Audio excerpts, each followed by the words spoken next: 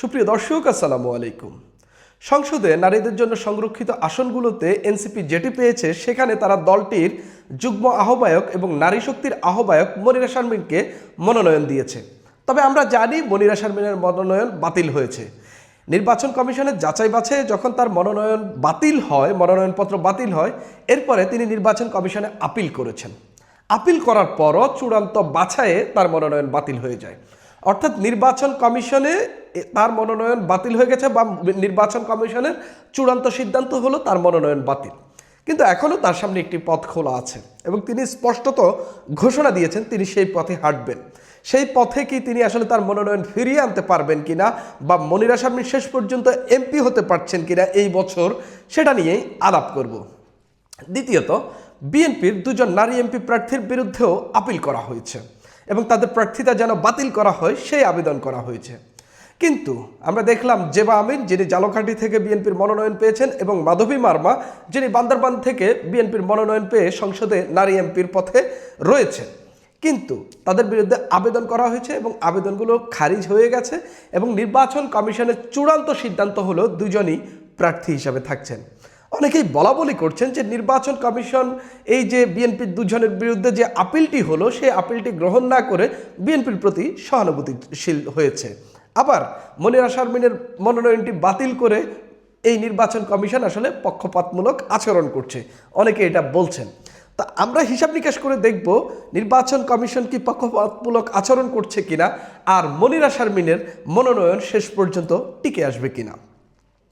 বিএনপির যে দুজনের বিরুদ্ধে আপিল হয়েছে, একজনের বিরুদ্ধে আপিল করা হয়েছে, তিনি দ্বৈত নাগরিক, তিনি হলেন জেবা আমিন, এবং এই আপিলটি আসলে গ্রহণই করা হয়নি এবং সেভাবে আমলেই নেওয়া হয়নি, কেননা যিনি আপিলটি করেছেন তিনি আসলে নির্বাচনে প্রার্থী না।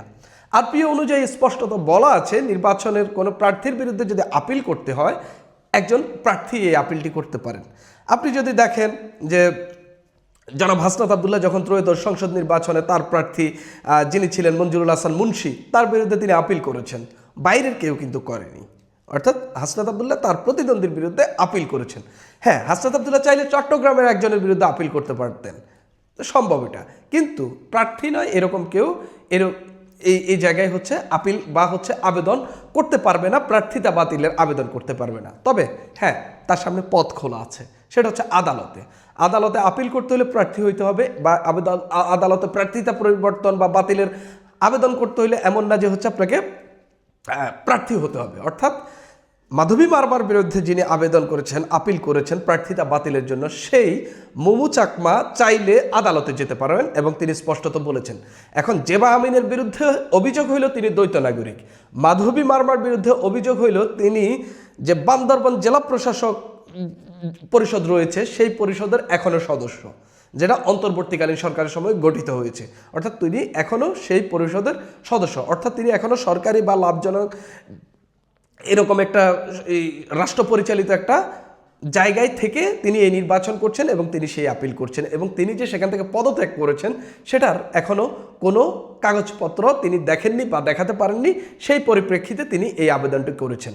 অর্থাৎ হাইকোর্টে যদি যাওয়া হয় আদালত এটার ভিত্তিতে সিদ্ধান্ত নিতে পারবে এবং আদালত দেখবে যাচাই বাছাই করে যে আসলে তারা টিকে আসতে পারবেন কিনা। তবে আমার কাছে মনে হচ্ছে এই দুইটাই খুব বড় কিছু না আর কি, এখান থেকে টিকে আসতে পারবেন বা প্রার্থীরা বহাল থাকবে।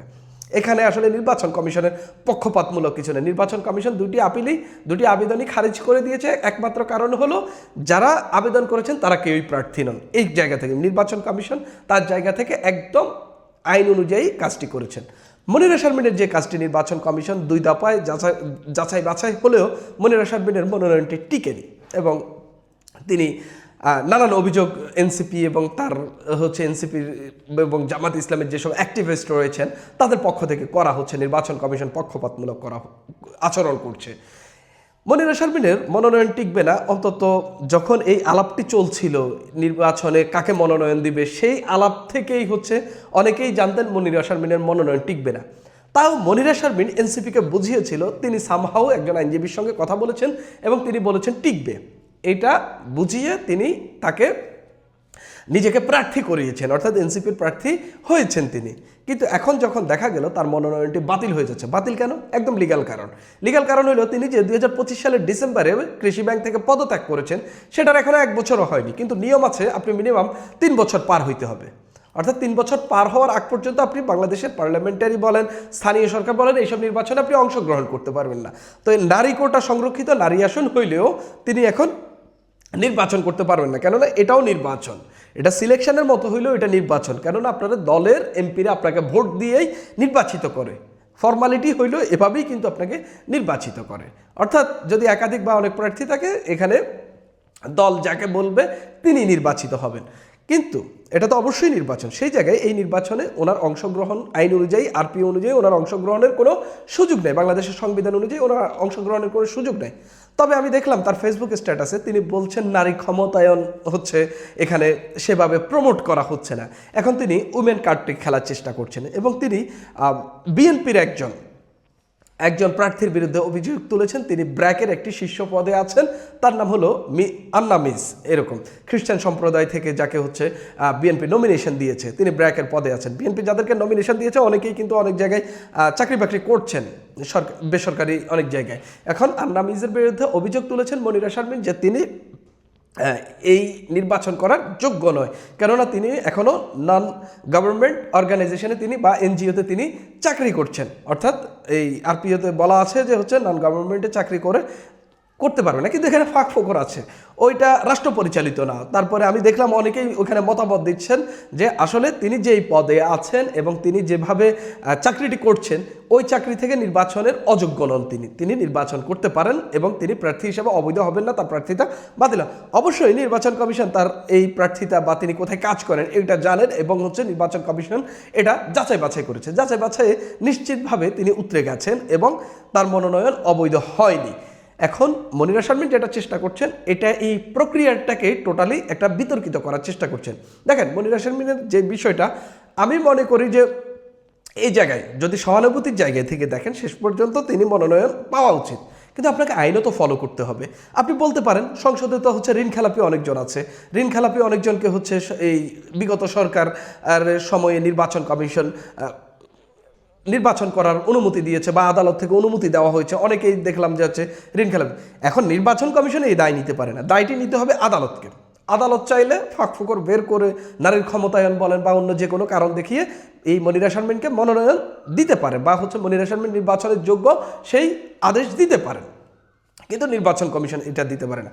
আর অন্তর্বর্তীকালীন সরকারের সময় কি ঘটেছে না কি হয়েছে, সেটাকে যদি এখন একটা নির্বাচিত সরকারের সময় ঠিক একইভাবে চলতে বলেন এবং নারী ক্ষমতায়ন বা বিভিন্ন কথাবার্তা বইলে যদি আপনি এই সুযোগটা নেওয়ার চেষ্টা করেন, এটা খুবই দুঃখজনক বিষয়। দেশকে তার রাষ্ট্রের যে আইন রয়েছে, প্রতিটা প্রতিষ্ঠানে যে আইন রয়েছে, সে আইন অনুযায়ী চলতে দেওয়া উচিত, এটা ব্রেক করা উচিত না। আমি মনে করি নির্বাচন কমিশন তার সেই আইনগুলো স্ট্রংলি ফলো করা উচিত এবং আদালতও অবশ্যই আদালত আইনের বাইরে গিয়ে রায় দেবে না কিংবা আইনের ঊর্ধ্বে গিয়া হচ্ছে কোনো সিদ্ধান্ত দেবে না। এখানে অবশ্যই আমি মনে করি, কেননা এটা একটা বড় ধরনের ফাঁকফোকর। একজন সরকারি চাকরিজীবী যদি 3 বছরের শেষ হওয়ার আগেই যদি নির্বাচন করার সুযোগ পেয়ে যান, বাকিদের দিক থেকেও কিন্তু এই কথাগুলো উঠবে এবং এটা একটা বড়সড় বিতর্কিত বিষয় হয়ে থাকবে।